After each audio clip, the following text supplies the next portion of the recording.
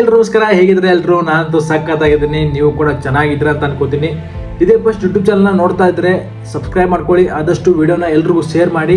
And Instagram ನೋಡ್ತಾ ಇದ್ರೆ follow ಮಾಡಿ, ಅದನ್ನು ಕೂಡ ವಿಡಿಯೋ ಶೇರ್ ಮಾಡಿ.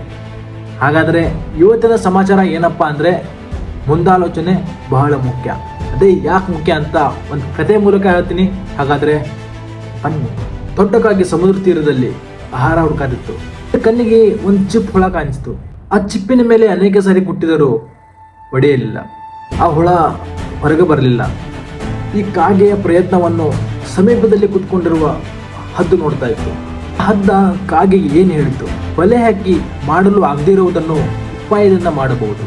ಆ ಹದ್ದು ಹೆಂಗೆ ಹೇಳಿತಪ್ಪ ಅಂದ್ರೆ, ಆ ಚಿಪ್ಪು ಪ್ರಾಣಿಯನ್ನು ಮೇಲೆ ಕೆತ್ತಕೊಂಡು ಹೋಗು, ಬಂಡೆಯ ಮೇಲೆ ಬೀಳಿಸು, ಚಿಪ್ಪು ಒಡೆಯುತ್ತೆ, ಹುಳ ಹೊರಗೆ ಬರುತ್ತೆ, ನೀನು ಅದನ್ನು ತಿನ್ನಬಹುದು ಎಂದು ಕಾಗೆ ಹಾಗೆಯೇ ಮಾಡಿತು. ಬಂಡೆಯ ಮೇಲೆ ಬಿದ್ದ ಕೂಡಲೇ ಚಿಪ್ಪಿನಿಂದ ಹುಳ ಹೊರಗಡೆ ಬಂತು. ಆದರೆ ಆ ಚಿಪ್ಪಿನಿಂದ ಬಂದ ಹುಳ ಆ ಕಾಗೆಗೆ ಸಿಗಲೇ ಇಲ್ಲ. ಪಕ್ಕದಲ್ಲಿ ಹರಿದಿರುವ ಹದ್ದು ಆ ಹುಳವನ್ನು ಎತ್ತಿಕೊಂಡು ದೂರಕ್ಕೆ ಹಾರಿ ಹೋಯಿತು. ಆ ಪೆದ್ದು ಕಾಗೆ ಪಿಳಿ ಪಿಳಿ ಕಂಡುಬಿಡ್ತಾ ಆ ಹದ್ದಿನಿಂದ ಬೇಜಾರಾಗಿ ಆ ಕಾಗೆ ಬೇರೆ ಕಲ್ಲಿನ ಮೇಲೆ ಕುಳಿತಿತ್ತು.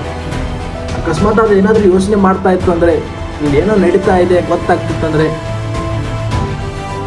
ಅದು ಹದ್ದು ಆ ಆಹಾರನ ಒಯ್ತಾ ಇರಲಿಲ್ಲ. ಇದರಿಂದ ನಾವು ಏನು ತಿಳ್ಕೊಬೇಕಪ್ಪ ಅಂದರೆ, ನಾವು ಏನಾದರೂ ಮಾಡೋಕ್ಕಿಂತ ಮುಂಚೆ ಯೋಚನೆ ಮಾಡಬೇಕು. ಯೋಚನೆ ಮಾಡದೆ ನಾವು ಮಾಡೋಕ್ಕೆ ಹೋದರೆ ಏನೇನೋ ಆಗುತ್ತೆ.